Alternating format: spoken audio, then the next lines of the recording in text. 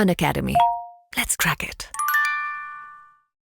UPSC exam specially prelims की यदि हम लोग बात करें या मेंस की भी बात करें तो कुछ ऐसे टॉपिक्स होते हैं हर सब्जेक्ट में जहां पर आप मान सकते हैं कि उन टॉपिक्स को आप कभी भी मिस नहीं कर सकते। आज हम इंडिया के टॉप एजुकेटर्स जो कि अनअकैडमी पर आपको पढ़ाते हैं उनके द्वारा ये जानने का प्रयास करेंगे कि कौन कौन से सब्जेक्ट्स में कौन कौन से टॉपिक आपको पढ़ना ही होगा, उनको आप मिस नहीं कर सकते। ये टॉपिक्स प्रीवियस ईयर के प्रीलिम्स या मेंस के क्वेश्चंस के आधारित या आप कह सकते हो उसी पर आधारित होंगे। तो जैसे मैं मान लीजिए कि मैं ज्योग्राफी एनवायरनमेंट पढ़ाता हूँ तो मुझे ऐसा लगता है कि ज्योग्राफी के कुछ ये 4-5 ऐसे टॉपिक्स हैं जिसे आप कभी भी मिस नहीं कर सकते।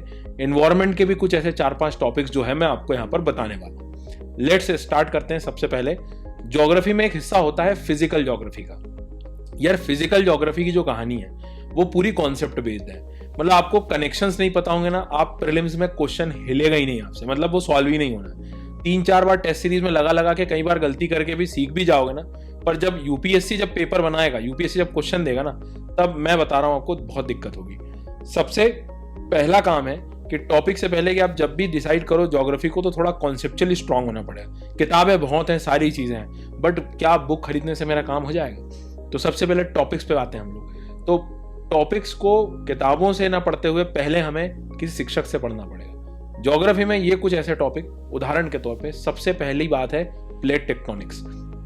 प्लेट टेक्टोनिक्स क्लियर नहीं है यदि आपका, तो मान के चलना सारी चीज गड़बड़ हो जाएगी। माउंटेन्स कैसे बनते हैं, वॉल्केनो कैसे आते हैं, कुछ भी समझ नहीं आएगा। प्लेट टेक्टोनिक एक टॉपिक ऐसा है जिसे आपको मिस कभी नहीं करना है, उसकी अंडरस्टैंडिंग बहुत अच्छे से आनी चाहिए। एक सीजनैलिटी वाला टॉपिक है कि अर्थ और सन, मतलब सन के बीच का जो रिवोल्यूशन की जो स्थिति है, वो टॉपिक बहुत जरूरी है फॉर द बेस।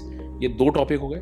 तीसरे में मैं हमेशा कहता हूं आपको नॉलेज होना चाहिए विंड सिस्टम का, ग्लोबल की जो विंड्स हैं, ईस्टर्ली वेस्टर्ली लॉजिक के साथ, प्रेशर बेल्ट के साथ, कनेक्टिविटी के साथ आपको पता होना चाहिए। ये ऐसी चीजें हैं 3 टॉपिक जो मान के चलना बहुत काम आएंगे। And the 4th one is cyclonic system. Cyclones हर दिन जनरली आपको कहीं ना कहीं कभी न्यूज में मिलेंगे, ये मिस नहीं करना है, इसको आपको पढ़ना पड़ेगा। और साथ ही साथ इंडिया के रिस्पेक्ट में जाएंगे तो साइक्लोन के साथ आपको इंडिया का जो क्लाइमेट, स्पेशली मॉनसून, आप मिस कर ही नहीं पाओगे। करना मतलब सेल्फ स्टडी में नहीं हो रहा तो आप शिक्षक की मदद लेके उसको करो। इसके बाद में ओशनोलॉजी में भी आते हैं हम लोग, तो हमें वहां पर ओशियन करंट, सैलिनिटी का कॉन्सेप्ट पता होना चाहिए। तो ओशन करंट, सैलिनिटी को मिलाकर ऐसे 3-4-5 टॉपिक हैं जो आपको ज्योग्राफी में फिजिकल एस्पेक्ट में पढ़ना होगा। वर्ल्ड मैपिंग में कुछ काम की जो मैपिंग होती है जनरली मैं कराता हूँ वो करें। इंडिया में भी स्पेशली मैं बात करूँ तो क्लाइमेट तो कम से कम पढ़ के जाना, और एक बार माउंटेन्स और रिवर्स की मैपिंग। ये ऐसे टॉपिक्स हैं जो एवरग्रीन है, जो हमेशा आपको पता होने चाहिए। ठीक है, इसमें स्पेशली इंडिया और ये सारी चीज़ें समझ सकती है, बट जो कॉन्सेप्चुअल पार्ट है उसके लिए एजुकेटर का होना बहुत ज़रूरी हो जाता है। तो इस बात में थोड़ा ध्यान दें, अपने आप को एग्जामिन करें कि कई बार हमें खुद ही देखना होगा ये कि मुझे एक्चुअल में नहीं आ रहा है समझ में, तो मैं ज़्यादा स्ट्रगल ना करूँ, मैं सीधा जो है शिक्षक की मदद ले लूँ और मैं सीख पाऊँ। तो अनअकैडमी का भी यही प्रयास होता है। इन्वायरमेंट की भी मैं बात करूंगा आपसे। तो इन्वायरमेंट में मैं चाहता हूं एटलीस्ट आप लोग जो नेशनल पार्क वाला जो पिलर है, मतलब जो प्रोटेक्टेड एरिया नेटवर्क है, बायोडाइवर्सिटी, वाइल्ड लाइफ सेंचुरीज और जो वेटलैंड्स हैं, इनको एक अलग से पिलर मान के आप इनको पढ़िए। ये बहुत ज़रूरी है, बहुत कुछ अवेलेबल है फ्री में, आप उसको देखिए। इसके बाद पोल्यूशन वाला जो चैप्टर है, स्पेशली एयर और वाटर पोल्यूशन, नहीं जाना है छोड़ के। तीसरी इंपॉर्टेंट बात, ओजोन होल क्लाइमेट चेंज में जो कॉन्फ्रेंसेज हुई हैं, COP27, बिल्कुल नहीं जाना छोड़ के, मतलब पढ़ना ही है इनको, चाहे प्रीलिम्स मेंस कहीं भी।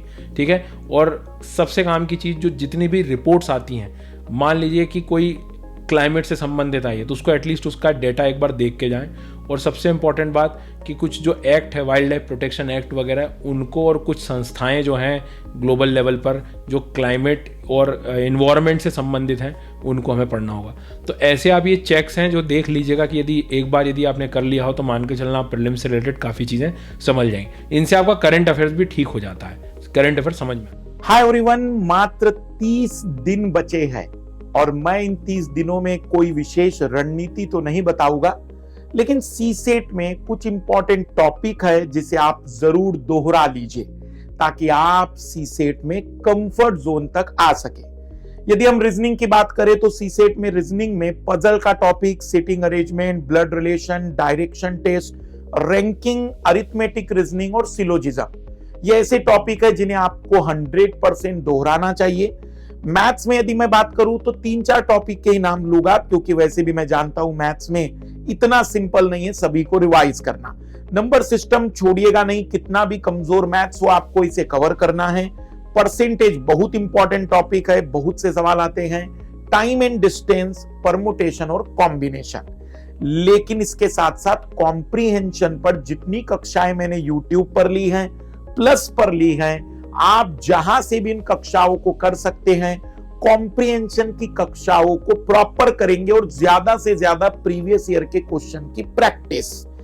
ये दिमाग से निकाल दीजिएगा, जो जादुई वीडियो अभी देने वाले लोग आ रहे हैं यूट्यूब पर अवतरित हो रहे हैं कि जानिए ये 3 नियम, जानिए ये 5 नियम, जानिए ये जादू, जानिए बिना कॉम्प्रीहेंशन को पढ़े उत्तर कैसे निकलते हैं, ये सब धरे के धरे रहेंगे।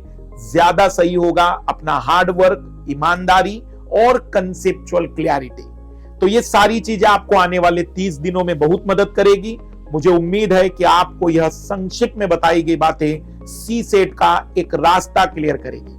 आने वाले 30 दिनों के लिए पूरी ऊर्जाओं के साथ, उत्साह के साथ आगे बढ़िए।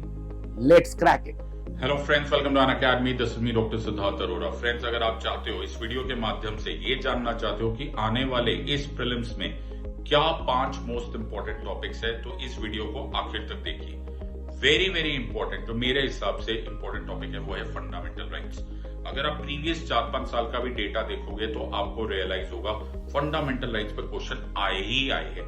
आर्टिकल 21 पे तो पक्का ही आ जाते हैं, लेकिन आप ऐसे मत छोड़ो, आप सारे फंडामेंटल राइट्स कर लो। नंबर 1। नंबर 2, ये जो रिस्पॉन्सिबिलिटी वाले टॉपिक्स होते हैं, collective responsibility of the government, parliamentary process, democracy, इस पे क्वेश्चन आने के बहुत हाई चांसेस है। मैं तुम्हें पहले से भी दिखा सकता हूँ डेटा से ट्रिक कि पिछले 5-7 साल में अगर तुम देखोगे तो ये क्वेश्चंस बार बार रिपीट हुए। So number 2, parliamentary process, answerability, no confidence motion, ये जरूर कर लो। नंबर 3, सुप्रीम कोर्ट हेडलाइनर है, तो जितनी भी लेटेस्ट या फिर actually landmark Supreme Court judgments है उसको जरूर कर लो। मेक श्योर, चाहे वो राइट टू प्राइवेसी पे क्वेश्चन आए, चाहे right to marry a person of one's choice आए, हादिया केस पे क्वेश्चन आया हुआ है, मेक श्योर ये सारे के सारे कर लो। सुप्रीम कोर्ट का हेडलाइन क्वेश्चन जरूर कर लो। नंबर 4, एक बहुत ही चर्चित चीज चल रही है जो तुम्हें मालूम भी है, लेकिन उसको इग्नोर मत करना, बेसिक स्ट्रक्चर डॉक्ट्राइन। ये आपको मालूम है, सारा टाइम इसके बारे में बात होती रहती है। ऑल्सो एंटी डिफेक्शन लॉ, ये सारे जो बार बार तुम्हें मुद्दे दिख रहे हैं ना, जो सेपरेशन ऑफ पावर्स वाले, ये बहुत इंपॉर्टेंट है।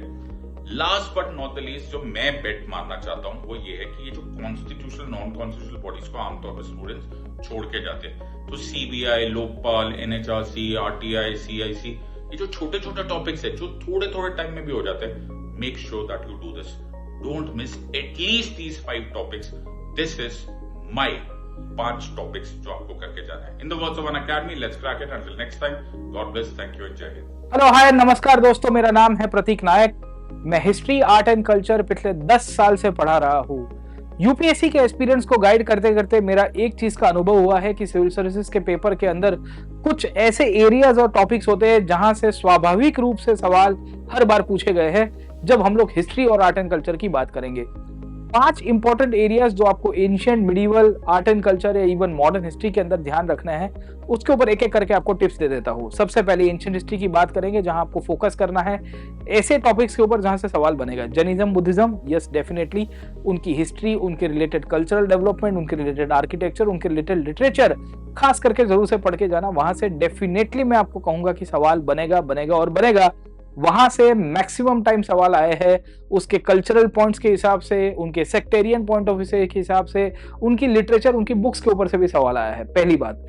एंशिएंट हिस्ट्री के अंदर दूसरा आजकल इंपॉर्टेंट सोर्स निकल के आया है, वो है खास करके गुप्ता पीरियड, उसके आजू बाजू का पीरियड। सामान्य रूप से उसके अंदर भी आप देखोगे कल्चर, लिटरेचर के ऊपर से सवाल आ रहा है, नेम ऑफ ऑथर्स के ऊपर से सवाल आ रहे हैं, बुक्स के नाम पूछे जा रहे हैं। इसके साथ तीसरा जो पॉइंट आपको यहाँ से देखने को मिलता है वो है आपके लिए अर्ली मिडिवल इंडिया, खास करके the period after the Gupta, up till the Rajput period, वहां से राजाओं के नाम, इतिहास के नाम आपको बहुत बार पूछे गए हैं। वी विल सी कि कन्नौज की डायनेस्टीज, राष्ट्रकूट की डायनेस्टीज, पाल डायनेस्टी और भी गुर्जर प्रतिहार, उसके रिलेटेड आपको थोड़ा बहुत पढ़ के जाना पड़ेगा।